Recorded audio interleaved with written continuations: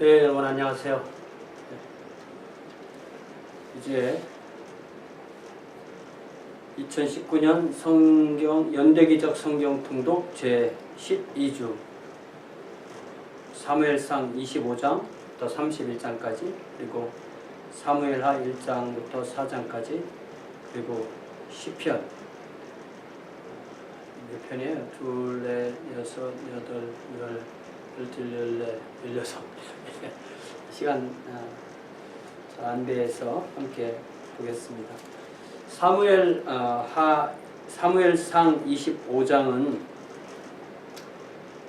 세 사람의 여자 이름이 나오죠. 첫 번째 나오는 사람은 아비가일, 그리고 두 번째 이름은 아히노암, 그리고 세 번째 이름은 비갈인데 모두 다 다윗의 아내인데요. 이 다윗의 아내가 되는 이야기가 나와 있습니다. 자, 첫 번째 1절에 보니까 사무엘이 죽음에 온 이스라엘 무리가 모여 그를 두고 슬피 울며 라마 그의 집에서 그를 장사한지라. 다윗이 일어나 파란 광야로 내려가니라. 파란 광야인데요. 영어 성경에서는 그 마온으로 갔다 이렇게 되어 있어요. 그래서 이렇게 서로 사본이, 이제 마온이 바로 2절에 그 마온이 나오잖아요. 그래서 사본에 따라서, 그러니까 원어는 파란이고 70인역에서 마온으로 이렇게 바꿔 번역한 것을 알 수 있습니다. 자, 이 아비가일 이야기, 아비가일의 전 남편이 나발이잖아요. 나발과 아비가일. 이 갈렙 족속이라고 돼서 우리가 갈렙이 어딘가라고 할 때 다 이 유다에 속하고 예루살렘, 헤브론 그러니까 사이 여기에 있는 다 명칭들이에요. 지도를 찾아보면 우리가 이 나발과 아비가일 이야기를 잘 읽어보면 뭐 나발이 뭐 당연히 안 줄 거 안 준 건데 왜 그렇게 다윗이 흥분하고 그 사람을 죽이려고 하고, 아비가일은 또 그걸 막으려고 했고, 그 결과 나발이 죽고, 그래서 아비가일이 다윗의 아내가 되는 것이 잘 이해가 안 될 수도 있습니다. 그러나 여기 잘 보면 알다시피 이 나발은 분명히 다윗의 은혜를 입은 것입니다. 은혜를 입었고, 또 그래서 마땅히 그것을 나발은 감사를 표하고 그것을 다윗에게 주었으면 참 좋았을 것인데, 그렇게 되지 않은 것을 생각해 볼 때 이 나발의 이야기는 상당히 우리 주님께서 누가복음에서 말씀하신 그 어리석은 부자 이야기하고 상당히 연결되는 부분이 많습니다. 누가복음 12장 16절부터 읽어보면 또 비유로 그들에게 말하여 이르시되 한 부자가 그 밭에 소출이 풍성함에 심중에 생각하여 이르되 내가 곡식 쌓아둘 곳이 없으니 어찌할까 하고, 또 이르되 내가 이렇게 하리라. 내 곡간을 헐고 더 크게 짓고 내 모든 곡식과 물건을 거기 쌓아두리라. 또 내가 내 영혼에게 이르되 영혼아 여러 해 쓸 물건을 많이 쌓아두었으니 평안히 쉬고 먹고 마시고 즐거워하자 하리라 하되, 하나님은 이르시되 어리석은 자여 오늘 밤에 내 영혼을 도로 찾으리니 그러면 내 준비한 것이 누구의 것이 되겠느냐 하셨으니 자기를 위하여 재물을 쌓아두고 하나님께 대하여 부여하지 못한 자가 이와 같으니라. 우리 주님께서 이 비유를 말씀하여 주시고 친히 해석해 주시기를, 이 어리석은 부자는 자기를 위하여는 재물을 쌓아둘 수 있었지만 하나님께 대하여는 부여하지 못하다고 하였습니다. 이 나발은 자기가 다윗에게 은혜를 입었다는 것을 분명히 알 텐데 그것을 거부하고 오히려 하나님의 뜻이 다윗에게 있다는 것을 인정하지 않고 그렇게 했죠. 그래서 이제 여기 36절 읽어보니까 아비가일이 나발에게로 돌아오니 그가 왕의 잔치와 같은 잔치를 그의 집에 배설하고 크게 취하여 마음에 기뻐함으로 아비가일이 밝는 아침까지는 아무 말도 하지 아니하였다. 이렇게 되어 있습니다. 그래서 아침에 나발이 포도주에서 깬 후에 그의 아내가 그에게 이 일을 말하며 그가 낙담하여 몸이 돌과 같이 되었더니 한 열흘 후에 여호와께서 나발을 치심에 그가 죽으니라. 어리석은 이 부자도 만약에 하나님께 그 어리석은 부자를 이렇게 그 영혼을 데리고 가면 그의 아내가 다른 사람의 아내가 될 수도 있고 그의 자식이 다른 사람의 자식이 되고 그의 재산도 다른 사람의 것이 될 수도 있다는 것을 이 나발의 이야기를 통해서 우리는 충분히 알 수가 있습니다. 그래서 이 아비가일이 다윗의 아내가 됨으로써 이 남부 지역에 아주 중요한 어떤 거점을 좀 더 다윗이 마련하게 되고 또 어떤 재산상으로도 많은 이득을 취하게 되고 또 안정적인 그런 삶을 살게 되는 거죠. 그래서 이 다윗을 보면은 이럴 때 이런 일에 대해서 우리가 참 얄밉다 이런 생각이 들 수도 있지만 다윗은 이 순결함과 지혜로움에 있어서 아주 좋은 본을 보이고 있고 이 아비가일이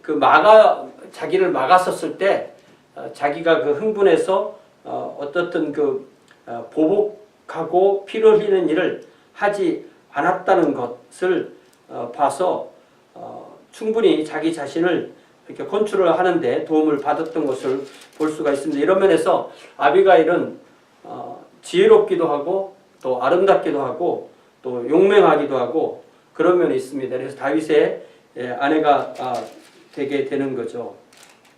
제가 말씀을 못 드린 것 중에 여기 앞에 13절에 보면은 다윗이 자기 사람들에게 이르되 너희는 각기 칼을 차라 하니 각기 칼을 차매 다윗도 자기 칼을 차고 400명 가량은 데리고 올라가고 200명은 소유물 곁에 있게 하니라. 이 다윗에게 함께했던 사람이 한 600명, 처음에 400명에서 600명 늘어났는데 이제 400명이 움직일 때 200명은 소유물을 지킨다.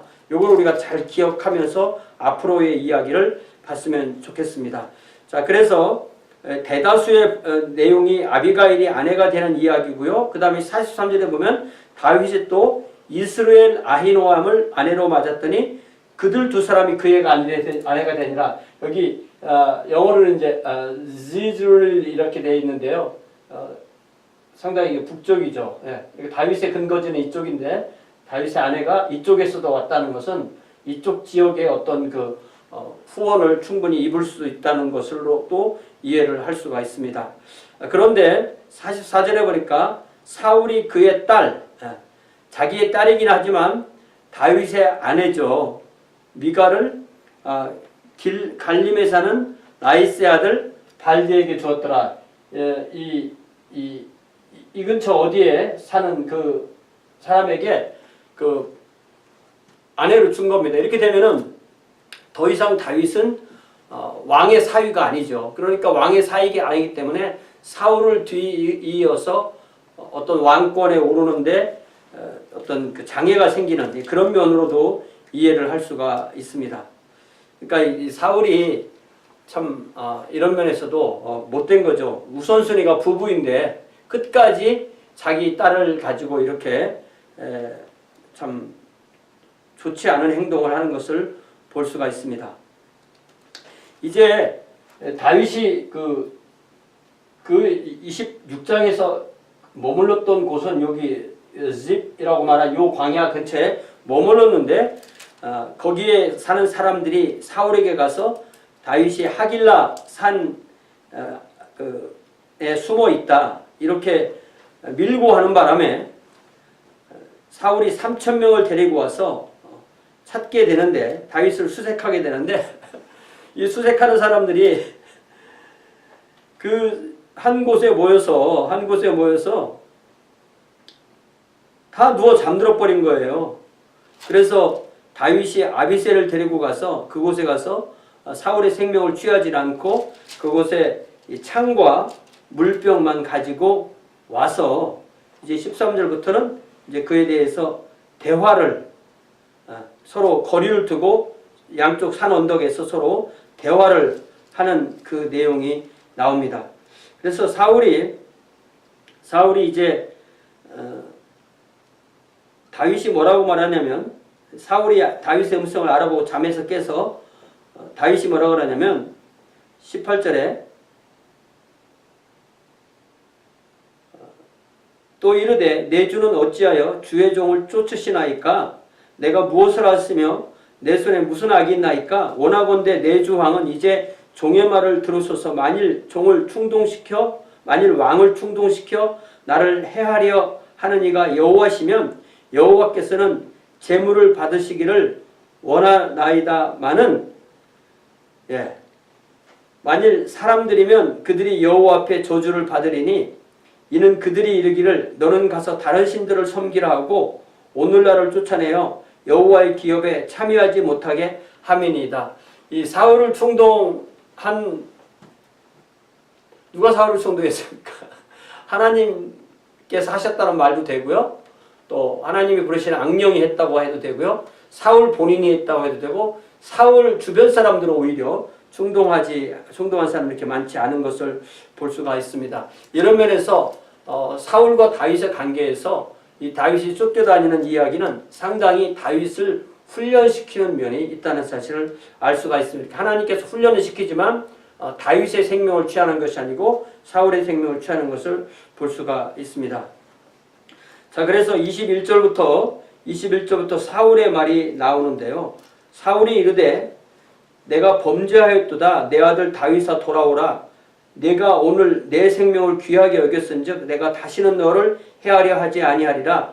내가 어리석은 일을 하였으니 대단히 잘못되었다. 이렇게 말을 합니다. 자, 그래서 다윗이 다시 창을 이제 돌려보내면서 23절부터 보니까 여호와께서 사람에게 그의 공의와 신실을 따라 갚으시리니 이는 여호와께서 오늘 왕을 내 손에 넘기셨을 때 나는 손을 들어 여호와의 기름 부음 받은 자 치기를 원하지 아니하였음이니이다. 이 다윗은 항상 지혜롭고 순결하게 행동하는 겁니다. 그가 지혜롭게 순결하게 행동한 가장 중요한 하나의 원칙이 여호와께서 기름 부음 받은 사람, 기름을 부어서 세운 왕을 자기 손으로 해를 가하지 않겠다는 것입니다. 24절에 오늘 왕의 생명을 내가 중히 여긴 것 같이 내 생명을 여호와께서 중히 여기셔서 모든 환난에서 나를 구하여 내시기를 바라나이다. 자, 25절에 사울이 다윗에게 이르되 내 아들 다윗아 내게 복이 있을지로다 내가 큰 일을 행하겠고 반드시 승리를 얻으리라 하니라. 다윗은 자기 길로 가고 사울은 자기 곳으로 돌아가니라. 이게 사울과 다윗의 마지막 만남이거든요. 이때에도 어떤 화해와 회복의 그 길이 이루어진 게 아니고 사울은 제 정신을 차렸지만 이미 너무 합해지기에는 너무 서로 먼 길을 간 것으로 볼 수가 있습니다. 자, 이제 27장에서는 다윗이 이제 도저히 안 되겠다고 해서 이제 자기 사람 600명을 다 데리고 블레셋 땅으로 망명을 하게 하는 것입니다. 그래서 다시 블레셋 지역의 가드로 가서 그 아기스에게 가드왕 마옥의 아들 아기스에게 가게 됩니다. 이전에 나왔던 그 동일한 아기스인지는 잘 모르겠습니다. 자, 그래서 이전과 지금이 다른 점은 이전은 다윗이 거의 혈혈단신으로 갔기 때문에 그의 생명을 지켜줄 사람이 없었지만 이번에는 2절에 보는 것처럼 다윗이 일어나 함께 있는 사람 600명과 더불어 가드왕 마옥의 아들 아기스에게로 건너가니라. 다윗과 그의 사람들이 저마다 가족을 거느리고 가드에서 아기스와 동거하였는데 다윗이 그의 두 아내 이스라엘 여자 아히노암과 나발의 아내였던 갈멜 여자 아비가일과 함께 하였다. 이렇게 되어 있습니다. 그래서 이 팔레스타인 쪽으로 망명해 갔기 때문에 완전히 적국으로 넘어가게 된 거죠. 그래서 더 이상 사울이 수색하지 않게 됩니다. 그 상황에서 다윗은 또 지혜를 내서 이 가드 왕 아기스에게 내가 어떻게 왕과 왕도에서 함께 구합니까? 저에게 한 성읍을 주세요. 그러니까 아기스가 영어로는 지글락이라고 써 있는데 시글락을 주었습니다. 그래서 여기서 산 해가 1년 6개월이라고 1년 4개월이라고 이렇게 돼 있죠. 7년에 다윗이 블레셋 사람들의 지방에 산 날수는 1년 4개월이었다. 그래서 다윗이 어떻게 하느냐면은 이 유대 지경이 아닌 쪽을 약탈을 합니다.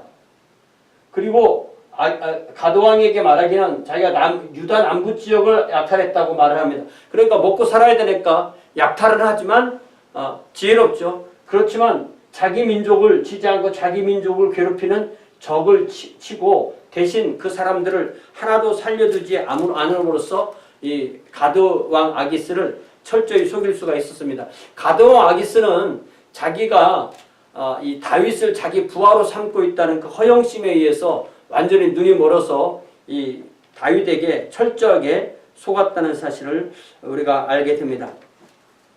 이제 28장부터는 이제 사울이 죽는 그 전쟁 이야기가 나오는데요. 28장, 29장, 30장, 31장의 넉 장은 잘 이야기를 읽어보면 이 전쟁이 이루어지는 북부의 이야기와 이 다윗의 상황인 남부 이야기가 이렇게 섞이는 걸 알 수가 있어요. 그래서 또 동일한 시간에 이루어지는 것을 이렇게 장수를 달려가면서 설명하기 때문에 우리가 사건의 선후 그리고 어떤 지역의 그 지도 같은 것을 잘 보면서 이해를 하면 좋겠습니다. 자, 28장 1절에 그때 블레셋 사람들이 이스라엘과 싸우려고 군대를 모집한지라 아기스가 다윗에게 이르되 너는 밝히 알라 너와 네 사람들이 나와 함께 나가서 군대에 참가할 것이니라. 다윗이 아기스에게 이르되 그러면 당신의 종이 행할 바를 아시리이다 하니 아기스가 다윗에게 이르되 그러면 내가 너를 영원히 내 머리 지키는 자를 삼으리라 하니라. 그러니까 다윗에게 있던 군인이 600명이니까 600명 전체가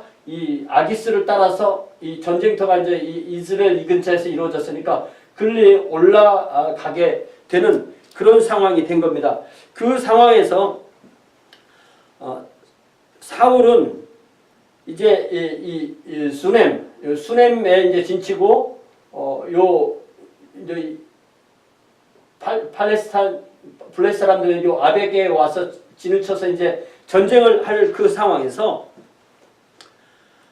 마음이 답답한 거예요. 하나님의 뜻을 알고 하나님의 복을 받고 싶은데 3절에 보니까 사무엘이 죽었으므로 온 이스라엘이 그를 두고 슬피 울며 그의 고향 라마의 장사였고 사울은 신접한 자와 박수를 그 땅에서 쫓아내었더라. 어떤 종교 개혁을 일으킨 건데 그래 놓고서 이제 그 전에 했겠죠. 그렇게 해놓고서 블레셋 사람들이 모여 수넴에 이르러 진침에 사울이 온 이스라엘 불러 길보아에 진쳤더니 그러니까 블레셋 사람들은 수넴까지 들어왔고요.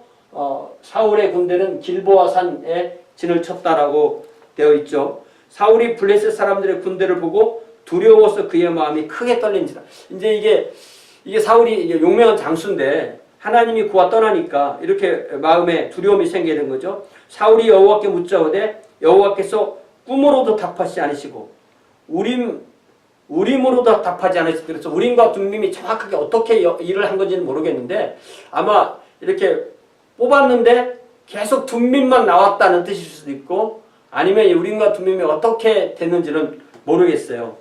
그러니까 우림이 예스, 둠밈이 노 이런 것인지 아닌지를 지금 모릅니다. 그리고 선지자로도 선지자가 없으니까 그에게 대답하지 아니하심으로 사울이 그의 신하들에게 이르되 나를 위하여 신접한 여인을 찾으라. 내가 그리로 가서 그에게 물으리라 하니 그의 신하들이 그에게 이르되 보소서 엔돌에 신접한 여인이 있나이다. 자 보세요. 사울의 군대는 길보아에 있죠. 블레셋 군대는 수넴에 있죠. 근데 엔돌은 수넴보다도 약간 북동쪽에 있는 곳이에요. 그러니까 밤의 변장에서 그러니까 밤은 아니지만 밤의 변장에서 여기 8절에 밤이라고 돼 있죠.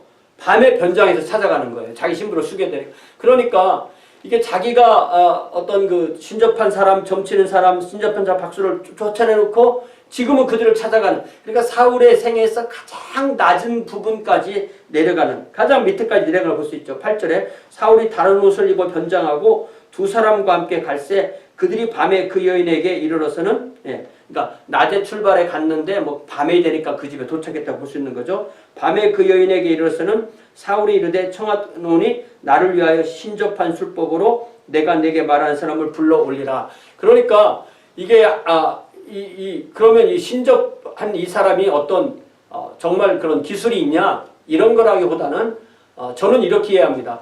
그러니까 거기서 하나님이 보내준 사람이 사무엘의 영일 수도 있고 아닐 수도 있어요. 그렇지만 이 신접한 것을 하나님이 용인하시는 것도 아니에요. 그렇지만 사용하시는 거죠. 그리고 이 사무엘이 사울에게 준 이 모든 말은 저는 하나님의 말씀으로 그렇게 이해를 합니다. 15절에 보니까 사무엘이 사울에게 이르되 네가 어찌하여 나를 불러올려서 나를 성가시게 하느냐니 사울이 대답하되 나는 심히 다급하니이다. 지난번에도 그랬잖아요. 처음에 초기에서도 다급할 때 블레셋 사람들은 나를 향하여 군대를 일으켰고 하나님은 나를 떠나서 다시는 선지자로도 꿈으로도 내게 대답하지 아니하시기로 내가 행할 일을 알아보려고 당신을 불러 올렸나이다. 그래서 결국은 이 사무엘의 말은 하나님이 벌써 너에게 떠나서 다른 사람에게 나라를 주었고 너는 이제 너와 너의 아들들과 같이 죽어서 나와 함께 있게 될 것이다. 이 말을 듣고 완전히 쓰러졌다가 근데 여기 보면은 이 사울이 이런 상황에서 밥을 좀 잘 안 먹고 다닙니다. 이게 뭐가 좀 비정상적인 거죠. 그래서 그 신접한 여인이 자기 집에 있는 살찐 송아지 또 밀가루 또 밥을 해 주어서 그 세 사람에게 대접하고 이게 이제 사울이 죽기 전에 마지막 식사가 되는 거죠. 이게 참 굉장히 그 이야기가 참담하고 그 중에서도 이 여인이 사울과 그 동료들에게 그 부하들에게 음식을 대접한 이것은 참 그 안에서도 아름다운 이야기라고 할 수가 있습니다. 자, 다시 29장에 가면은 이제 전쟁 이야기가 이스라엘 군대는 이스라엘에 있는 어떤 셈이 있는데 그 근처에 진쳤고 블레셋 군대는 이쪽에 여기가 요 근처가 아벡이거든요. 아벡에 진을 쳤다라고 되어 있습니다. 그런데 이 상황에서 이 블레셋의 5 방백들이 가드의 아기스에게 다윗의 군대를 빨리 보내라고 만약에 이 다윗의 군대가 우리 블레셋 방백들의 머리를 치고 이쪽에 가서 합류하면 이제 사울하고 하나가 돼서 이제 우리 안에 있는 적군인 줄 모르고 데리고 있냐 이 말을 해서 다윗의 600명이 여기에서 풀려나서 다시 지글락으로 오게 됩니다. 근데 만약에 이때 이 블레셋의 다른 4방백이 다윗을 빨리 돌려보내지 않았으면 여기서 여기까지 오는데 사흘길이 걸리는데 돌려보내지 않았으면 이 사람은 다윗은 자기 모든 가족들을 완전히 잊어먹고 회복할 기회가 없었을 수도 있습니다. 그래서 여기 11절에 보니까 이에 다윗이 자기 사람들과 더불어 아침에 일찍 일어나서 떠나 블레셋 사람들의 땅으로 돌아가고 블레셋 사람은 이스라엘로 올라가니라. 그러니까 전쟁을 하기 전에 다윗부터 보내게 된 거죠. 그래서 30장에 보니까 다윗과 그의 사람들이 사흘 만에 그러니까 올라갈 때 3일 내려올 때 3일 하면 벌써 6일 이렇게 되는 거죠. David and his men reached Ziklag on the third day. 이렇게 돼 있으니까 아마 여기에 하루 반에 올라갔다 하루 반에 내려왔다는 말보다는 3일 동안 올라갔다가 거기서 3일 동안 내려온. 거기서 딱 집합 모여보니까 다윗이 있으니까 돌려보냈죠. 와 보니까 아말렉 사람들이 이 시글락 또 이 네게비 지역을 다 침범해서 시글락을 쳐서 불사르고 참 다행인 것이 2절에 보니까 거기에 있는 젊거나 늙은 여인들은 한 사람도 죽이지 않고 다 서로 접어가고 자기 길로 갔더라. 다윗과 그의 사람들이 성읍에 이르러 본즉 성읍이 불탔고 자기들의 아내와 자녀들이 사로잡혔다. 그러니까 아무도 죽진 않았지만 다 사로잡힌 거예요. 재산은 그러니까 마을은 불타고 재산은 탈취되고 식구들도 다 탈취되고 사람을 죽이지 않았다는 것은 그 사람들을 노예로 팔으면 그 돈이 되니까 사람을 죽이지 않은 겁니다. 자, 그래서 4절에 보니까 다윗과 그와 함께한 백성이 울 기력이 없도록 소리를 내어 울었다라고 되어 있죠.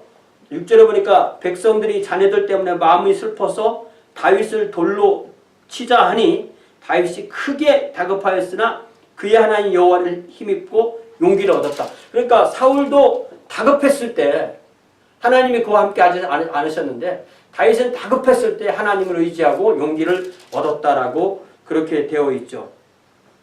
자, 그래서 다시 그 600명을 데리고 쫓아가다가 지글락에서 쫓아가다가 이게 부솔 시내가 여기 있거든요. 부솔 시내를 건널 때쯤에 200명이 낙오합니다.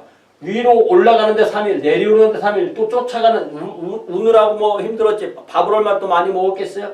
쫓아가는데 200명은 다윗의 그 군대 600명, 200명이 부솔 시내에서 딱 있으니까 그러면 이렇게 어떤 기동력이 빠른 400명이 어쨌든 간단한 무장을 하고 가고 나머지는 이제 자기들의 소유물을 여기서 또 지키면서 있는 그런 입장이 되게 된 것입니다. 그래서 애굽 사람이지만 이 아말렉의 군대에 속했던 이 종 하나를 찾아서 가 보니까 그들의 인도한 데로 가보니까 16절에 보니까 그가 다윗을 인도하여 내려가니 그들이 온 땅에 편만하여 블레셋 사람들의 땅과 유다 땅에서 크게 약탈하였으므로 말미암아 먹고 마시며 춤추는지라. 그래서 다윗이 그들을 쳐서 그들 중에서는 400명만 낙타를 타고 도망하고 나머지 모든 것을 다 찾았는데 18절 보니까 다윗이 아말렉 사람들이 빼앗아 갔던 모든 것을 도로 찾고 그의 두 아내를 구원하였고 그들이 약탈하였던 것 곧 무리의 자녀들이나 빼앗겼던 것은 크고 작은 것을 막론하고 아무것도 잃은 것이 없이 모두 다윗이 도로 찾아왔고 다윗이 또 양떼와 소떼를 다 되찾았더니 무리가 그 가축들을 앞으로 몰고 가며 이르되 그는 다윗의 전리품이라 하였더라. 그러니까 이게 그 소 양떼를 이렇게 훔쳐가니까 이게 기동력이 떨어질 수밖에 없는 거죠. 이제 그 상황에서 먹고 마시고 춤추고 이렇게 하다가 완전히 다윗에게 역습을 당했는데 이 아말렉 여기를 들어올 때는 이 전쟁이 났다는 걸 알고 자기들이 들어왔을 거 아니에요. 근데 다윗이 이렇게 빨리 올 거라고 전혀 예상을 못한 거죠. 아주 여유있게 생각한 거죠. 전쟁에 갔으니까. 그러니까 이 다윗을 돌려보내라고 말했던 그것에 하나님의 개입하심이 없었다면 정말 힘들었겠죠. 자, 부솔시내에 와보니까 이 400명 전쟁에 참여했던 사람 중에서 200명에게는 가족만 들려주고 전리품 주지 말자 이렇게 말하는 사람이 있었지만 다윗이 그것을 막았다. 그래서 24절에 이 일에 누가 너희에게 듣겠느냐? 전장에 내려갔던 자의 분깃이나 소유물 곁에 머물렀던 자의 분깃이 동일할지니 같이 분배할 것이니라 이렇게 되어 있습니다. 그러니까 전방부대와 후방부대가 똑같이 그 탈취미를 나눈다. 그렇죠. 뭐 이게 좋은 예입니다. 그리고 나서 이제 이 시글락에 다시 와서 이 유다 이 전체를 커버하는 그런 마을들에 제가 이거 세봤는데 또 숫자를 또 안 써놨죠. 이게 하나, 둘, 셋, 넷, 다섯, 여섯, 일곱, 여덟, 아홉, 열, 열하나, 열둘 최소한 12마을에 전리품을 보내서 사울은 지금 전쟁하는 상황에 있었지만 다윗은 벌써 이 남방을 평정하고 재산을 보냈다라는 것으로서 어떤 그 사람들의 마음을 얻게 되는 거죠. 이제 31장으로 넘어와서는 이제 사울의 죽음에 관한 그 전쟁 이야기죠. 31절에 블레셋 사람들이 이스라엘을 침해 이스라엘 사람들이 블레셋 사람들 앞에서 도망하여 길보아 산에서 엎드러져 죽으니라. 그러니까 여기에서 전쟁이 벌어져서 길보아까지 밀려와서 길보아 산에서 이제 완전한 패배를 하는 겁니다. 그래서 사울이 그 세 아들 요나단, 아비나답, 말기수와 함께 이제 그 죽는 이야기가 나오는데 사울이 먼저 활을 맞아서 중상을 입고 자기 무기 지키는 자에게 죽여달라고 해서 안 죽여주니까 자기가 자기 칼을 빼서 그 위에 엎드려서 죽는 그 이야기가 나옵니다. 그래서 7절에 보니까 골짜기 저쪽에 있는 이스라엘 사람과 요단 건너쪽에 있는 자들이 이스라엘 사람들이 도망한 것과 사울과 그의 아들들이 죽었음을 보고 성읍들을 버리고 도망함에 블레셋 사람들이 이르러 거기에 사니라. 그들이 그것을 영어 성경에 보면은 점유했다, occupy, 점령했다 이런 말로 이해를 합니다. 그러니까 좀 더 미래의 시점에서 그보다 훨씬 더 지난 시점에 쓴 거고, 그리고 바로 전쟁이 끝난 그 이튿날에는 어떤 일이 있었냐면 이제 죽은 자들을 벗기러 왔다. 그러니까 뭐 보통 군인들의 시신을 뭐 관리해 주는 건 아니니까 이제 탈취해야 되니까 옷 같은 거 다 이제 탈취해 가는데 하러 왔다가 사울과 그 세 아들이 길보아 산에서 죽은 것을 보고 사울의 머리를 베고 그의 갑옷을 벗기고 자기들의 신랑과 백성에게 알리기 위하여 그것을 블레셋 사람의 땅 사방에 보내고, 그러니까 여기에서 벗긴 것을 사울의 그 갑옷을 온 땅에, 블레셋 온 땅에 보낸 것입니다. 온 땅에 보내고 그의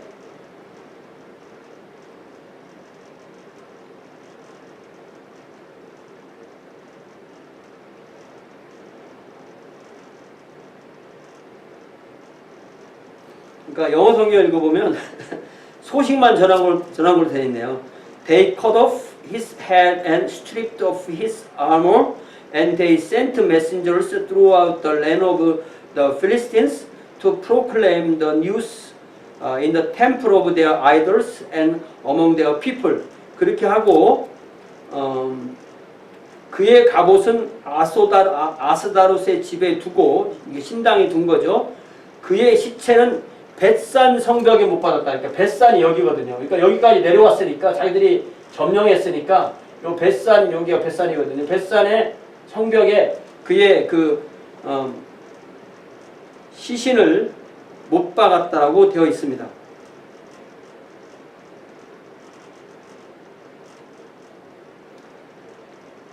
이렇게 해서 이제 블레셋 사람들의 생각에서는 이제 끝났다, 우리가 이제 거의 다 점령했다라고 생각할 때 어떤 일이 있었냐면 11절에 보니까 길르앗 야베스 주민들이 블레셋 사람들이 사울에게 행한 일을 듣고, 길르앗 야베스 길르앗 같이 쓰는 단어입니다. 근데 이것이 생각보다 이렇게 거리가 멀지 않아요.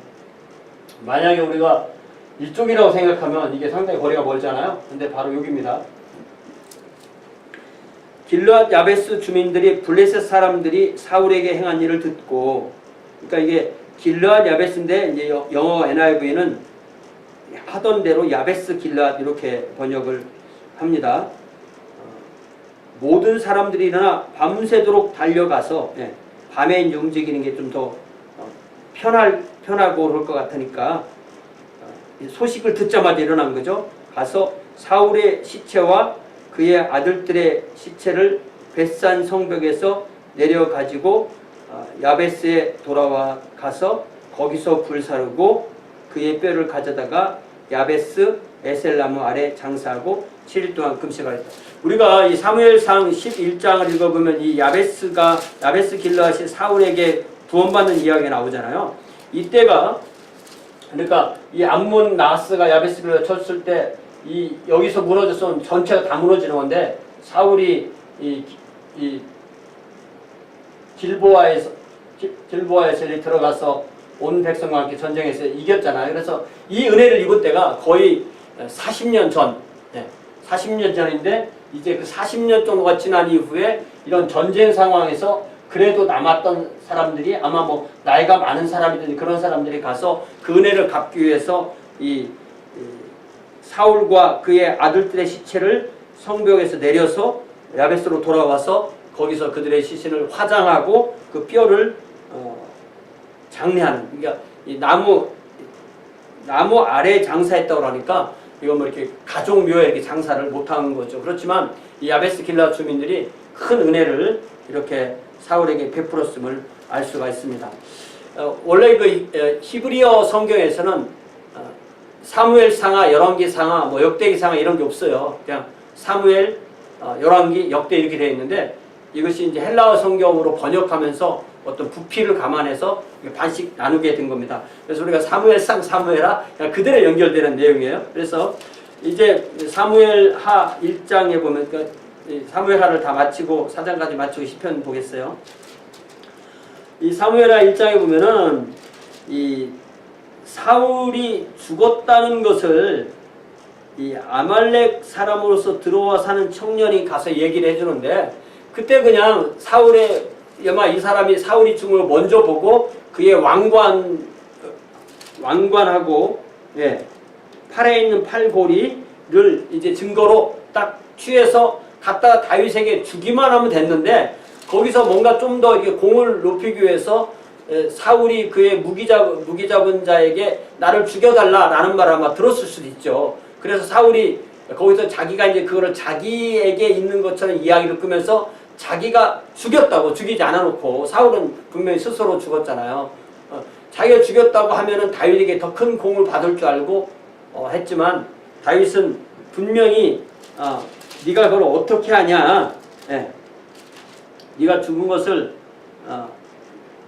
네가 분명히 죽은 것을 아느냐? 5절에 보니까 다윗이 자기에게 알리는 청년에게 묻되 사울과 그의 아들 요나단이 죽은 줄을 내가 어떻게 아느냐? 분명히 죽은 것을 어떻게 죽었다는 것을 분명히 확인하고 14절에 다윗이 그에게 이르되 내가 어찌하여 손을 들어 여호와의 기름 부음 받은 자 죽이기를 두려워하지 아니하였냐고 그를 처단하는 그 이야기가 나옵니다. 이렇게 함으로써 다윗은 자신이 사울이 죽는 것에 전혀 조금도 찬성하거나 기뻐하거나 그걸 뭐 고대하거나 그걸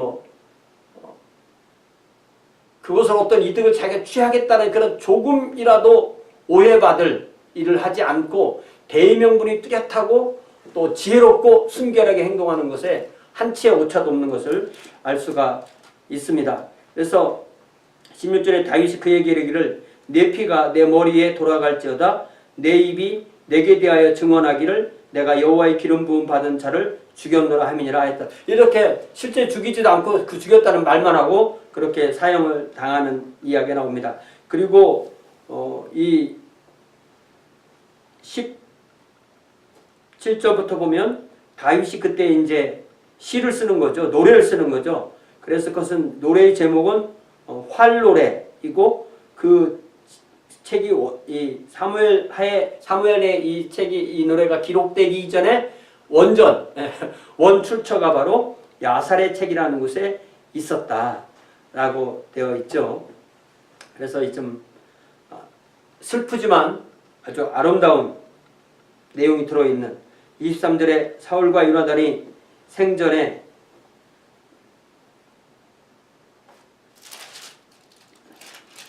제가 여기 11절을 좀 다시 읽고 지나가겠습니다. 이에 다윗이 자기 옷을 잡아 찢음에 함께한 모든 사람도 그리하고 사울과 그의 아들 요나단과 여호와의 백성과 이스라엘 족속이 칼의 죽음으로 말미암아 저녁 때까지 슬퍼하며 울며 금식했다. 분명히 이 다윗의 자신의 그 입장을 분명하게 표명한 거죠. 자, 이 활노래에서 사울과 요나단이 생전에 사랑스럽고 아름다운 자이러니 죽을 때에도 서로 떠나지 아니하였도다. 그들은 독수리보다 빠르고 사자보다 강하였도다. 25절에 오호라 두 용사가 전쟁 중에 엎드러졌도다. 요나단이 내 산 위에서 죽임을 당하였도다. 내 형 요나단이여 내가 그들을 애통함은 그대는 내게 심히 아름다움이라 그대가 나를 사랑함이 기하여 여인의 사랑보다 더하였도다. 오호라 두 용사가 엎드러졌으며 싸우는 무기가 망하였도다 하였더라. 자, 이제 이 상황에서 다윗은 이 헤브론으로 올라가서 이제 유다 지파의 왕이 됩니다. 그리고 나면서 여기 이제 기름 붓는 얘기가 나오죠. 4절에 유다 사람들이 와서 거기서 다윗에게 기름을 부어 유다 족속의 왕으로 삼았더라. 그러니까 처음에는 사무엘상 16장에서 사무엘이 다윗에게 기름을 부었죠. 그때는 뭐 거의 1대1이죠. 그러나 이제는 유다 지파 전체가 와서 다윗에게 기름을 붓는 이야기가 됩니다. 나중에 이제 이스라엘 전체가 또 기름을 부으니까 이렇게 해서 다윗은 총 왕으로서 3번의 기름 부음을 받게 되는 것입니다. 자, 이 상황에서 사울은 맨 처음에 한 일이 이 야베스 길르앗 사람들을 칭송합니다. 다윗이 이제 유다 지파의 왕이 됐으니까 야베스 길르앗 사람들 생각에는 우리가 사울에게 뭔가를 잘 해주었는데 그것 때문에 우리를 사울이 괴롭히지 않을까 이렇게 생각을 했을 텐데 정반대로 그들에게 그들을 이렇게 칭송하면서 이제 너희는 손을 강하게 하고 7절에 담대히 할지어다 너희 주 사울이 죽었고 또 유다 족속이 내게 기름을 부어 그들의 왕으로 삼았음이니라 이렇게 하면서 그들에게 이제 넌지시 언젠가는 전체 통일 이스라엘에 내가 왕이 될 것이다 그런 암시를 준 것이라고 할 수 있죠. 사울의 군사령관 넬의 아들 아브넬 그러니까 이 사울과 넬이 형제고 아브넬이 아들이니까 사울의 군대장은 아브넬은 이제 조카뻘인데 그 사람이 이 사울의 아들 이 4번째 아들이 있었는데 그 사람의 원래 이름은 역대상 8장에 보면 이제 사울의 그 족보가 나오는데요. 역대상 8장에 보면 우리가 이해를 좀 돕기 위해서 역대상 8장을 좀 읽고 가겠습니다. 역대상 8장 33절에 보면은 넬은 기스를 낳고 기스는 사울을 낳고 사울은 요나단과 말기수아와 아비나답과 에스바를 낳고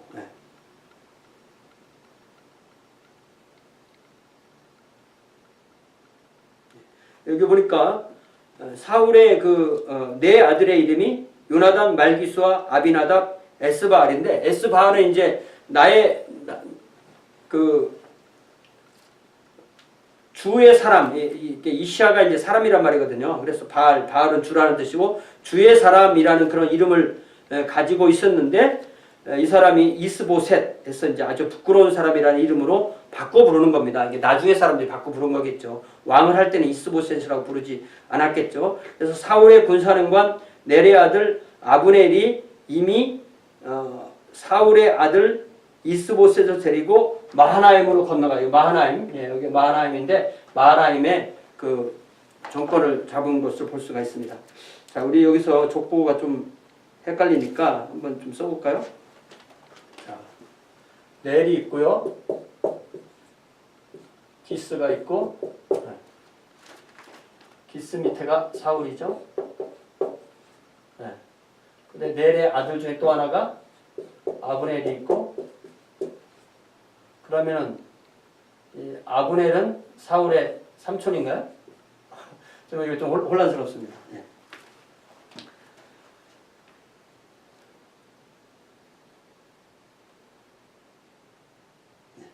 그래서 이스보셋이 요 길르앗에서 마하나임에서 왕이 될 때가 40세라고 돼 있죠. 여기 10절에 보니까 사울의 아들 이스보셋이 이스라엘 왕이 될 때 나이가 40세이며 2해 동안 왕위에 있으니라.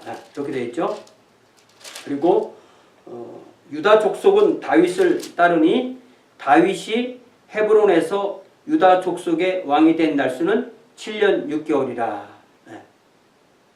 그러니까 뭐 여기서 다윗이 왕이 되고 또 이스보셋이 왕이 되고 그런 것이 딱딱 들어맞지는 않지만 그러나 이 총 칠 때 7년 6개월이고 그 사이에 이스보셋이 왕이 된 때는 2년이다라고 이렇게 되어 있죠. 2년 동안 왕이 되었다. 그래서 결국은 이제 이렇게 돼서 유다와 이스라엘로 이렇게 나라가 일단은 나뉜 겁니다. 이 유다는 실제로 이제 한 지파고 나머지는 11지파인데 11지파라고 해도 시므온이 이 안에 있잖아. 그래서 이게 그냥 11지파라고 말하는 것도 상당히 상징적인 면이 있습니다. 자, 그래서 여기 2장에 보면 참 기가 막힌 이야기가 나오는데요.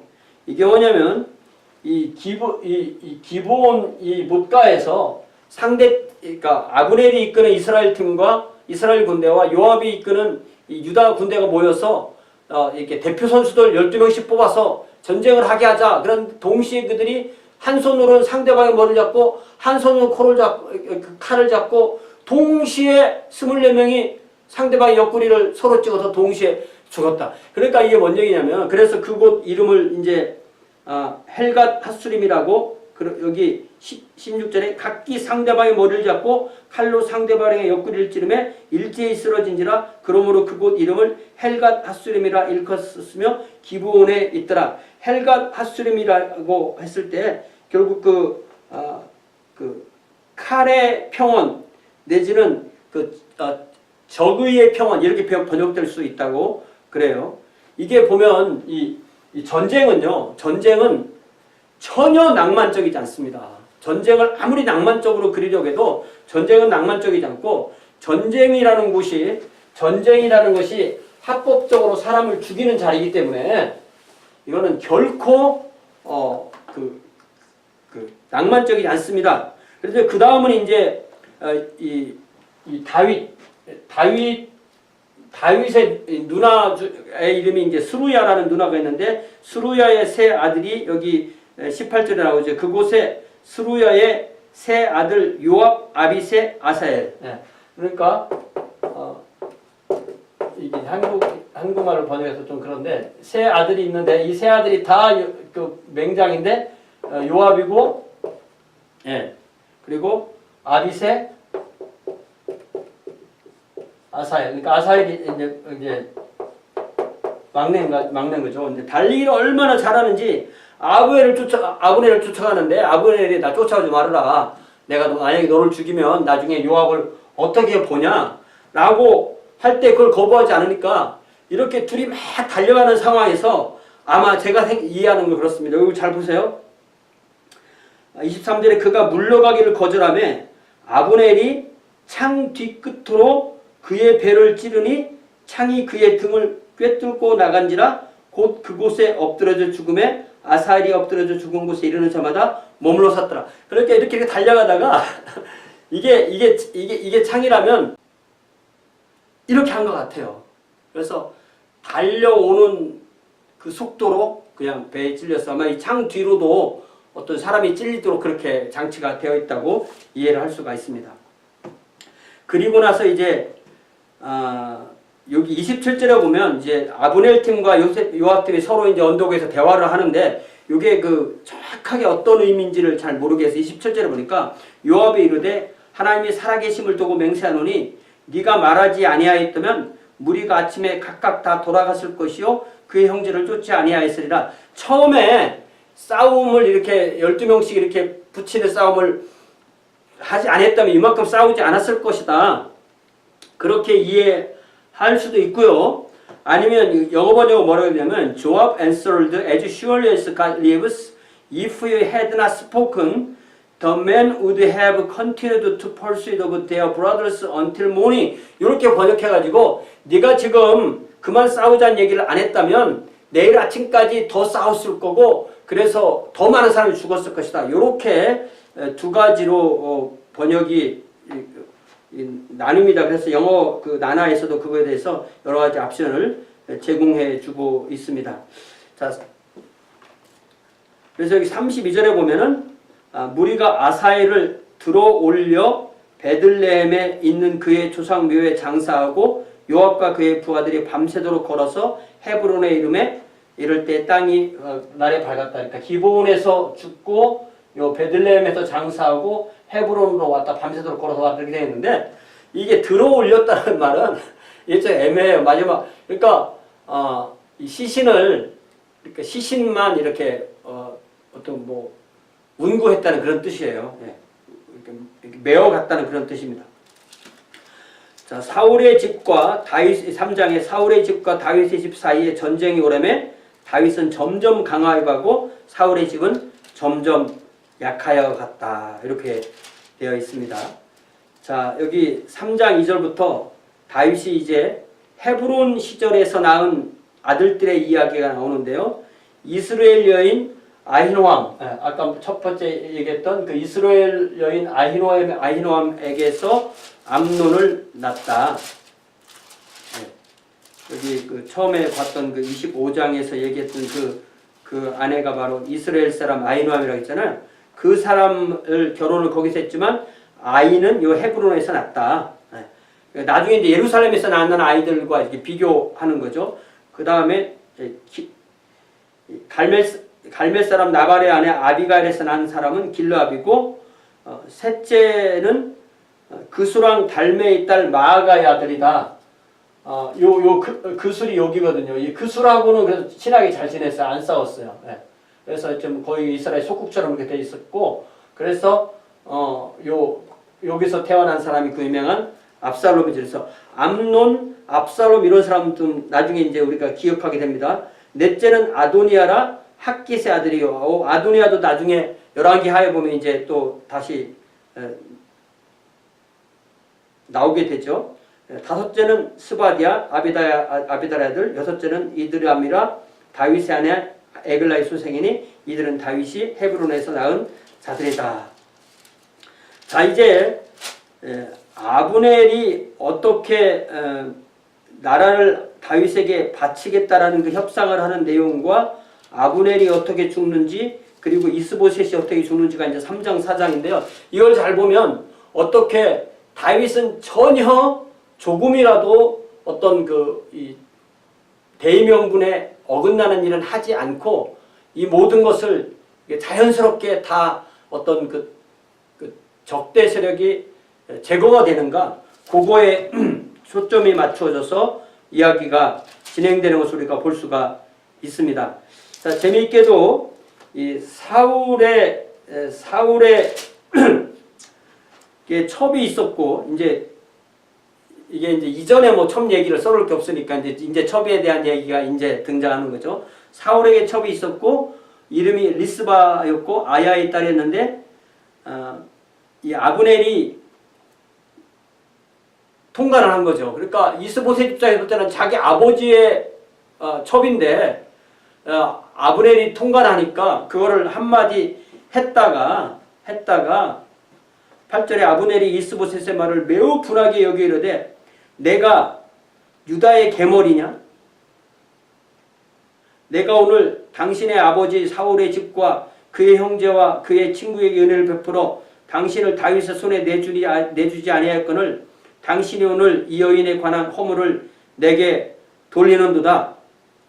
여호와께서 다윗에게 맹세하신 대로 내가 이루게 하지 아니하면 하나님이 아브넬에게 벌 위에 벌을 내리심이 마땅하니라. 그 맹세는 곧 이 나라를 사울의 집에서 다윗에게 옮겨서 그의 왕위를 다네서부터 부엘세바까지 이스라엘과 유다에 세우리라 하신 것이니라. 그러니까 이게 좀 모순이에요. 왜냐하면 정말 그걸 하나님의 말씀을 그렇게 믿었다면 처음부터 이스보셋을 왕으로 세우지 말았어야 되고, 이제 와서 이제 그렇게 하겠다는 거죠.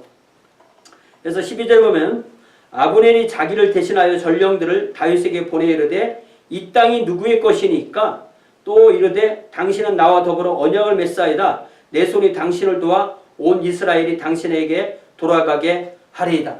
그러니까 이 마하나임에서 이제 나라를 다윗에게 주겠다고 헤브론으로 사람을 보내서 말을 하는데 첫 번째 말이 이 땅이 누구의 것이니까. 야, 이게 참 읽기에 따라서는 이거는 이미 하나님이 다윗 당신에게 주신 것입니다. 이렇게 들릴 수도 있고요. 이 땅이 원래는 사울 겁니다. 이렇게 들릴 수도 있어요. 그래서 이거에 대해서 아브넬이 아직도 이 다윗과 딜을 통해서 자기가 어떤 자리를 차지하려고 했던 것으로 보는 사람이 있고 그렇지 않은 곳으로 보는 사람도 있습니다. 그런데 이 상황에서 또 다윗은 자기의 첫 번째 아내 사울의 딸 미갈을 뺏어와라, 데리고 와라 이렇게 말합니다.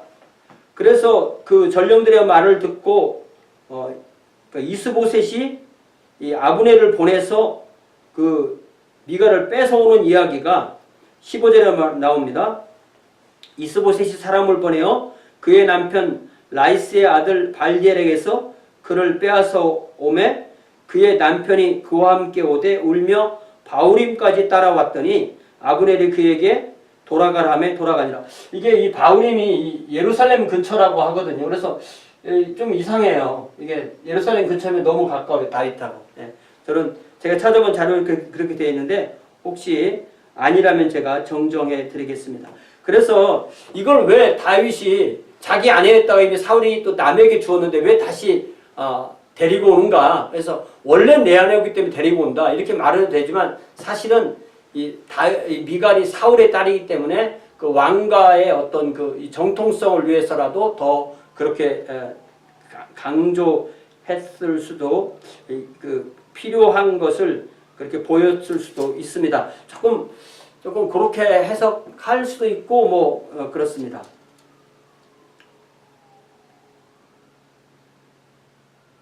그래서 이제 결국 그 미갈을 데리고 와서 다윗이 여기 20절에 보니까 아브넬이 부하 20명과 더불어 헤브론에 이르러 다윗에게 나아가니 다윗이 아브넬과 그와 함께한 사람을 위하여 잔치를 배설하니라.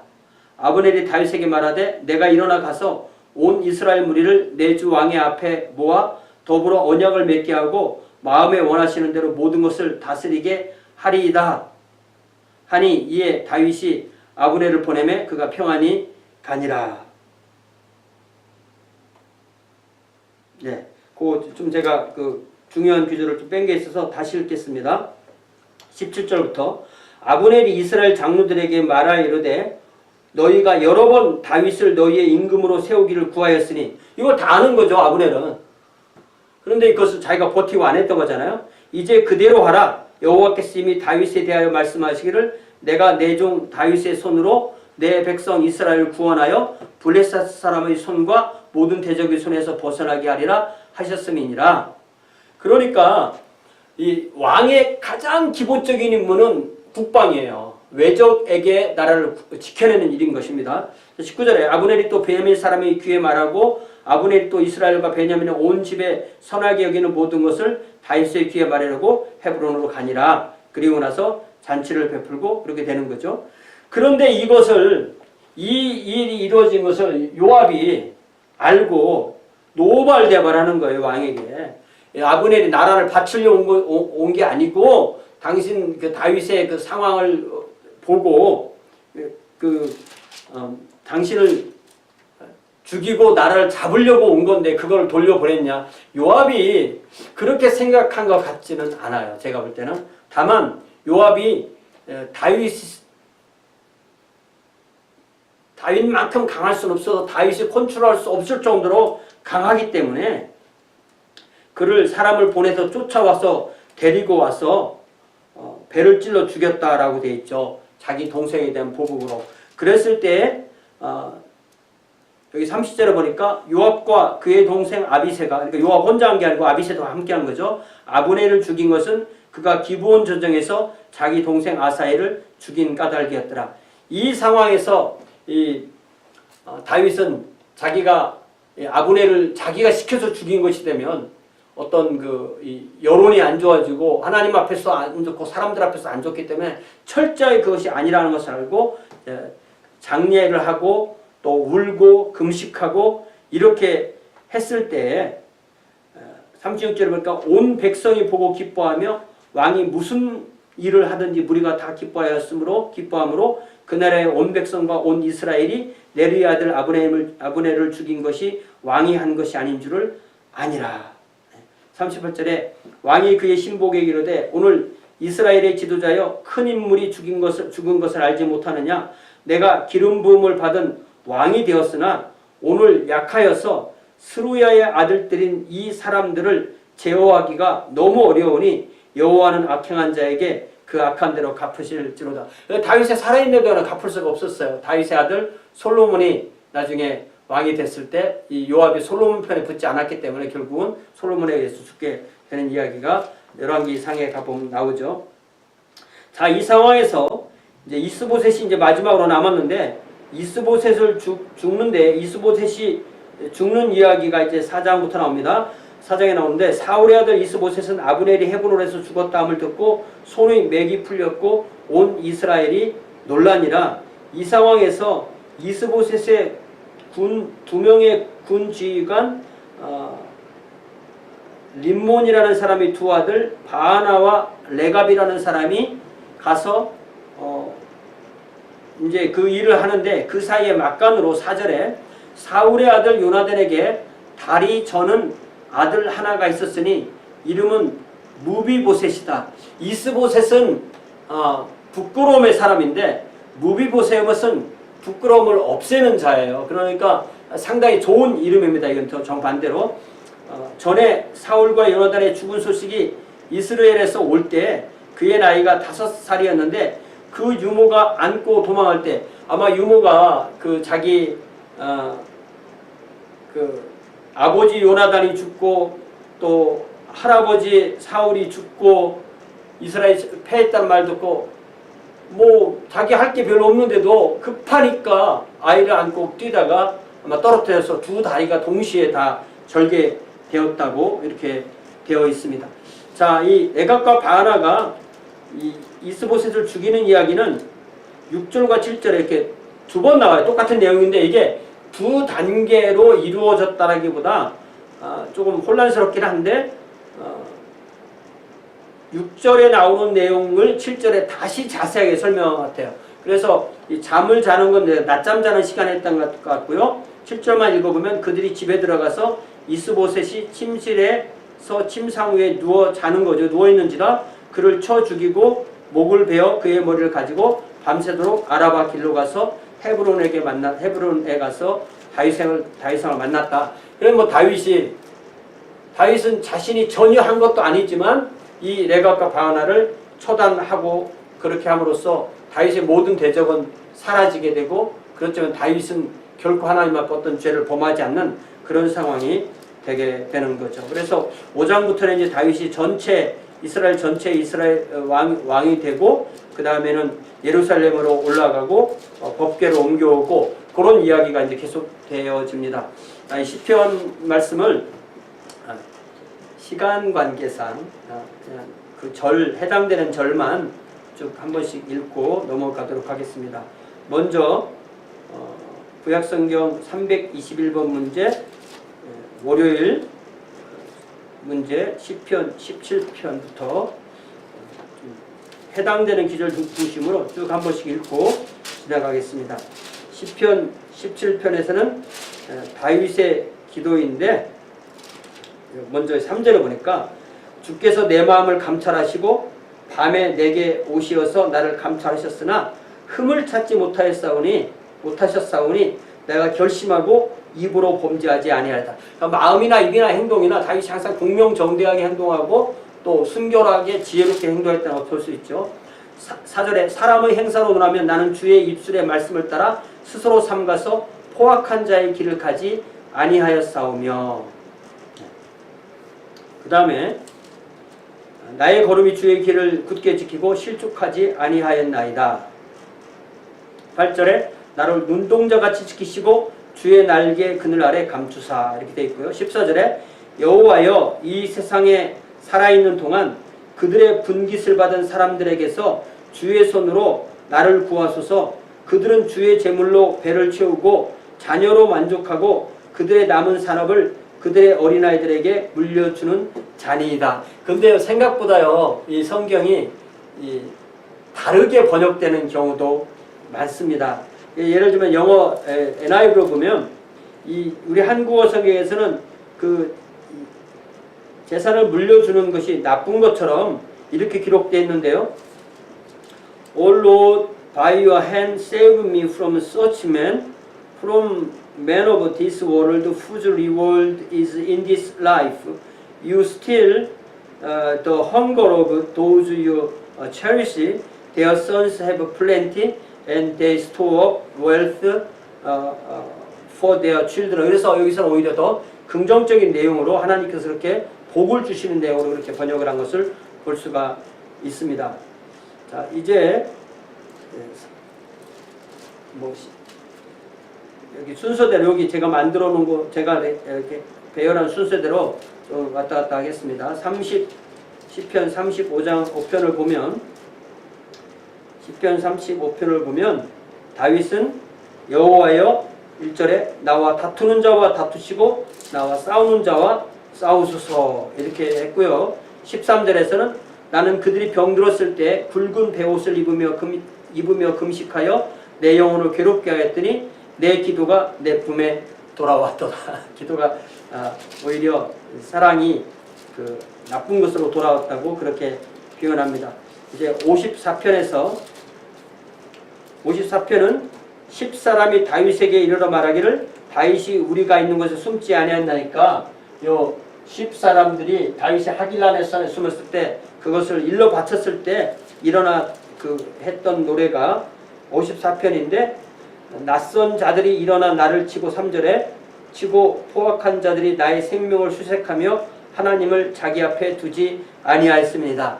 우리가 우리의 삶이라는 것이 하나님 앞에 사는 삶, 하나님 앞에 사는 삶, 코람데오라고 하죠. 코람데오라는 말이 창세기 17장 1절에서 왔잖아요. 그렇지만 여기서도 똑같은 말이 있습니다. 아브라함이 99세 때 여호와께서 아브라함에게 나타나서 그에게 이르시되 나는 전능한 하나님이라 너는 내 앞에서 행하여 완전하라. 여기서도 그들이 자신 하나님을 자기 앞에 두지 아니하였다 이렇게 말했습니다. 54편 7절에 참으로 주께서는 모든 환난에서 나를 건지시고 내 원수가 보응받는 것을 내 눈이 똑똑히 보게 하셨나이다. 63편 63편은 다윗이 유다 광야에 있을 때 하나님이여 주는 나의 하나님이시다. 내가 간절히 주를 찾되 물이 없어 마르고 황폐한 땅에서 내 영혼이 주를 갈망하며 내 육체가 주를 앙모하나이다. 내가 주의 권능과 영광을 보기 위하여 이와 같이 성소에서 주를 바라보았나이다. 주의 인자하심이 생명보다 나으므로 내 입술이 주를 찬양할 것이다. 5절에 골수와 기름진 것을 먹은 것과 같이 나의 영혼이 만족할 것이라. 나의 입이 기쁜 입술로 주를 찬송하되 내가 나의 침상에서 주를 기억하며 새벽에 주의 말씀을 작은 소리로 읊조릴 때 하오리니. 침상에서는 잘 때죠. 새벽에는 아침이죠. 항상 주님과 교제했다는 얘기죠. 주는 나의 도움이 되셨음이라. 내가 주의 날개 그늘에서 즐겁게 부르리이다. 나의 영혼이 주를 가까이 따르니 주의 오른손이 나를 붙드시거니와 나의 영혼을 찾아 모이라라 하는 그들은 땅 깊은 곳에 들어가며 칼의 세력에 넘겨져 승량의 먹이가 되리이다. 왕은 하나님을 즐거워하리니 주께 맹세한 자마다 자랑할 것이나 거짓말하는 자의 입은 막히려느다. 자기 스스로 이미 자기가 왕이라는 것을 알고 있다는 것을 볼 수 있죠.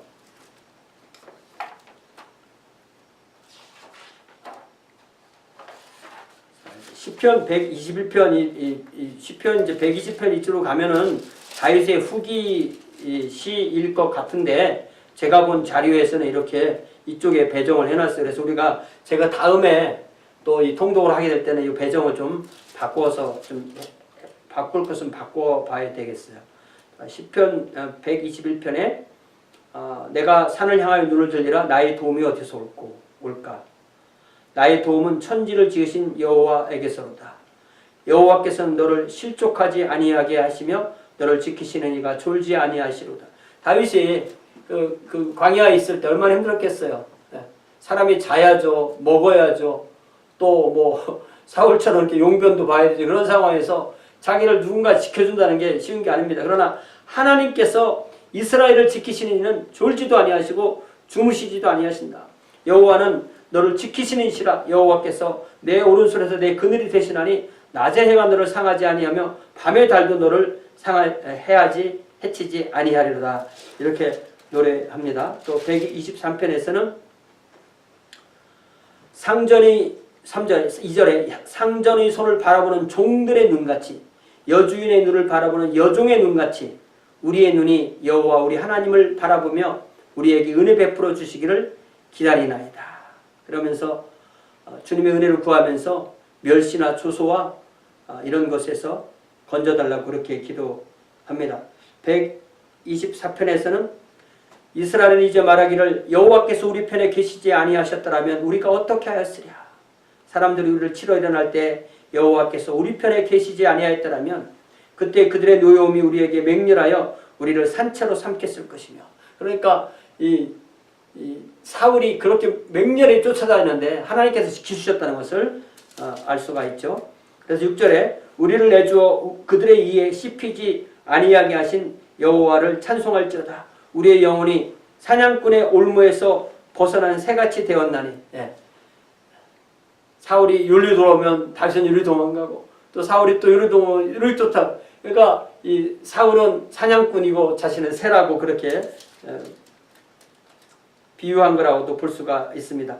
우리의 영혼이 사냥꾼의 올무에서 벗어난 새같이 되었나니 올무가 끊어짐으로 우리가 벗어났도다. 그렇게 노래하죠. 125편에 그러니까 이런 게 뭐 시온산 예루살렘 이런 게 나오니까 좀 이렇게 연대를 좀 제가 순서를 좀 다음에는 바꿔보겠습니다. 자, 3절에 악인의 규가 악인의 통치죠. 악인의 규가 의인들의 땅에서는 그 권세를 누리지 못하리니 이는 의인들로 하여금 죄악에 손을 대지 아니하게 함이니라. 하나님께서 지켜주신다는 그런 의미입니다. 128편에 여호와를 경외하며 그의 길을 걷는 자마다 복되도다. 자, 우리가 주님을 섬긴다는 것은 하나님 믿는다는 것은 하나님을 믿고 경외하면 또한 하나님의 길을 걷는 겁니다. 그런 사람이 제일 먼저 할 것이 네가 네 손이 수고한 대로 먹는다. 노동하지 않고 먹으려고 하는 게 아니라 수고한 대로 먹을 것이라. 그럴 때 내가 복되고 형통하리로다. 그 복되고 형통한 것이 바로 가정이 형통한 거죠. 내 집 안방에 있는 내 아내는 결실한 포도나무 같으며 내 식탁에 둘러앉은 자식들은 어린 감람나무 같으리로다. 여호와를 경외하는 자는 이같이 복을 얻으리로다. 여호와께서 시온에서 내게 복을 주실지어다. 너는 평생에 예루살렘의 번영을 보며 내 자식의 자식을 볼지어다. 이스라엘에게 평강이 있을지로다. 29편에 1절 129편 이스라엘은 이제 말하기를 그들이 내가 어릴 때부터 여러 번 나를 괴롭혔도다. 그들이 내가 어릴 때부터 여러 번 나를 괴롭혔으나 나를 이기지 못하였도다. 밭가는 자들이 내 등을 갈아 그 고랑을 길게 지었도다. 예. 아주 강력한 표현이죠. 6절에 보니까 그들은 지붕의 풀과 같을지어다. 그것은 자라기 전에 마르는 것이라. 이런 것은 베는 자의 손과 묶는 자의 품에 차지 아니하나니. 130편 3절에 여호와여 주께서 죄악을 지켜보실진데 주여 누가 서리이까. 그러나 사유와 힘이 주께 있으면 주를 경외하게 하심이니이다. 참 거의 뭐 성경 전체를 요약하는 것 같은 그런 구절이죠. But with you there is forgiveness, therefore you are feared. 그래서 우리 주님께서 우리가 죄인이지만 우리 죄를 주님 안에서 예수님의 보혈 안에서 사해 주시고 또한 우리가 주님을 경외하게 하는 그것을 여기에서 잘 표현합니다. 6절에 파수꾼의 아침을 기다림보다 내 영혼이 주를 더 기다리나니 참으로 파수꾼의 아침을 기다림보다 더하도다. 이스라엘아 여호와를 바랄지어다. 여호와께서는 인자하심과 풍성한 속량이 있음이라. 요 인자하심이 구명한 헤세드죠. 하나님의 그 사랑. 그래서 영어에서는 헤세드를 뭐라고 번역하냐면 O Israel, put your hope in the Lord, for with the Lord is unfailing love, and with him is full redemption. 풍성한 속량이 있음이라. 그래서 하나님께서 우리에게 언약적 사랑으로 사랑해 주시고 또한 우리가 죄를 졌을 때 또 그것을 주님 안에서 속량한다. 그래서 8절에 그가 이스라엘을 그의 모든 죄악에서 속량하시리로다. 이렇게 노래합니다.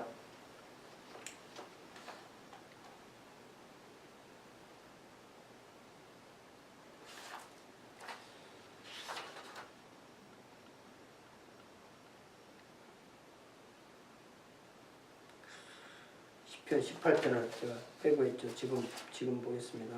제가 이게 정신이 없어가지고 시편 18편. 네. 시편 18편 보니까 시편 18편에 보니까 여호와께서 다윗을 그 모든 원수들의 손에서와 사울의 손에서 건져주신 날에 다윗이 이 노래로 노래의 말로 여호와께 아뢰어라고 해서 아주 좀 긴 시편인데요. 여기 40절에 또 주께서 내 원수들에게 등을 내게로 향하게 하시고 도망가는 거죠. 나를 미워하는 자들은 내가 끊어버리게 하셨나이다. 그들이 부르짖으나 구원할 자가 없었고 여호와께 부르짖어도 그들에게 대답하지 아니하셨나이다. 이 사울이 하나님께 기도해도 들어주지 않았던 그것을 생각해 볼 수가 있습니다. 이제 시편 6편 구약성경 340번 문제 시편 6편에 여호와여 주의 분노로 나를 책망하지 마시오며 주의 진노로 나를 징계하지 마옵소서. 여호와여 내가 수척하였사오니 내게 은혜를 베푸소서. 여호와여 나의 뼈가 떨리오니 나를 고치소서. 나의 영혼도 매우 떨리나이다. 여호와여 어느 때까지니까. 여호와여 돌아와 나의 영혼을 건지시며 주의 사랑으로 나를 구원하소서. 다윗이 아주 이런 힘든 상황에서도 하나님을 의지하며 또 하루하루를 견뎌냈다는 사실을 알 수가 있습니다. 시편 8편 그 유명한 시죠. 시편 8편 여호와 우리 주여 주의 이름이 온 땅에 어찌 그리 아름다운지요 주의 영광이 하늘을 덮었나이다. 주의 대적으로 말미암아 어린아이들과 젖먹이들의 입으로 권능을 세우시며 이는 원수들과 보복자들로 잠잠하게 하려 하심이니이다. 주의 손가락으로 만드신 주의 하늘과 주께서 베풀어 두신 달과 별들을 내가 보오니. 자, 여기까지 되어 있고요. 4절부터 보면요. 사람이 무엇이간데 주께서 그를 생각하시며 인자가 무엇이기에 주께서 그를 돌보시나이까. 그를 하나님보다 좀 못하게 하시고 영어와 존귀로 관을 씌우셨나이다. 이렇게 되어 있는 요 귀절이 히브리서에서도 동일하게 인용이 됩니다. 그러니까 이 시편 8편에서는 인간 자체의 존귀함에 대해서 이야기하는 것처럼 되어 있는데 히브리서에서는 이 구절을 하나님의 아들이신 예수 그리스도, 사람의 아들이신 예수 그리스도에게 이렇게 적용합니다. 히브리서 2장 6절부터 보면 그러나 누구인가가 어디에서 증언하나 이르되 사람이 무엇이기에 주께서 그를 생각하시며 인자가 무엇이기에 주께서 그를 돌보시나이까. 그를 잠시 동안 천사보다 못하게 하시며 영광과 존귀로 관을 씌우시며 만물을 그 발 아래에 복종하게 하셨느니라 하였으니 만물로 그에게 복종하게 하셨은즉 복종하지 않은 것이 하나도 없어 하겠으나 지금 우리가 만물이 아직 그에게 복종하고 있는 것을 보지 못하고 오직 우리가 천사들보다 잠시 동안 못하게 하심을 입은 자 곧 죽음의 고난 받으심으로 말미암아 영광과 존귀로 관을 쓰신 예수를 보니 이를 행하심은 하나님의 은혜로 말미암아 모든 사람을 위하여 죽음을 맛보려 하심이라. 그래서 이 시편 8편을 히브리서 기자가 인용하면서 이 기절을 예수 그리스도에 대한 예고로 그렇게 이해하는 것을 우리가 알 수가 있습니다. 이제 시편 9편에서는 9절에 여호와는 압제를 당하는 자의 요새이시요 환난 때의 요새시로다. 여호와여 주의 이름을 아는 자는 주를 의지하오니 이는 주를 찾는 자들을 버리지 아니하심이니이다. 이렇게 해서 자신이 주님으로 인하여 지금까지 승리했다라는 것을 고백합니다. 그래서 19절 보니까 여호와여 일어나사 인생으로 승리를 얻지 못하게 하시며 이방 나라들이 주 앞에서 심판을 받게 하소서. 여호와여 그들을 두렵게 하시며 이방 나라들이 자기는 인생일 뿐인 줄 알게 하소서. 그러니까 하나님을 철저히 의지할 때 사람이 자신이 하나님이 아니라는 것을 알게 되는 것이죠. 시편에서는 17절에 여호와여 주는 겸손한 자의 소원을 들으셨사오니 그들의 마음을 준비하시며 귀를 기울여 들으시고 고아와 압제 당하는 자를 위하여 심판하사 세상에 속한 자가 다시는 위협하지 못하게 하시리이다. 하나님을 철저하게 의지하는 그런 시이죠. 여기 예를 들면 시편 9절에 보면은 사자가 자기의 굴에 엎드린 같이 그가 은밀한 곳에 엎드려 가난한 자를 잡으려고 기다리며 자기 그물을 끌어당겨 가련한 자를 잡나이다. 이런 내용을 통해서 우리가 이 다윗이 살아온 그런 특별히 그 초기 생애에서의 어려움들을 이해할 수가 있습니다. 오늘도 좀 순서가 좀 안 맞거나 그런 걸 좀 발견할 수 있는데요. 다음번에 할 때는 좀 더 순서를 잘 잡아보기로 하고요. 이게 말씀을 이렇게 설명하다 보면 이 앞뒤가 항상 좀 정확하게 잘 설명하기 쉽지 않습니다. 그리고 너무 심한 그런 제 강한 의견이 들어간 해석은 가능하면 제가 안 하려고 해요. 왜냐하면은 해석을 확실하게 하면 할수록 더 틀릴 가능성도 많거든요. 그래서 어느 정도 일반적인 이해 위주로 말을 하고 또 제가 좀 더 확신이 있을 때는 좀 더 조심스럽게 좀 더 확신 있는 말도 하고 그렇게 하면 좋겠습니다. 어쨌든 오늘 우리가 읽은 이 본문에서는 사울은 어떻게 철저히 망하는가 그리고 다윗은 어떻게 철저히 성공하는가 그것에는 결국 하나님의 뜻이 있고요. 그 하나님의 뜻에 얼마나 순종하는가가 결국 이러한 것을 결정하게 됩니다. 우리도 말씀을 읽으며 하나님께 더욱더 가까이 나가는 그런 저와 여러분이 되고 주의 자녀들 되기를 바랍니다. 감사합니다.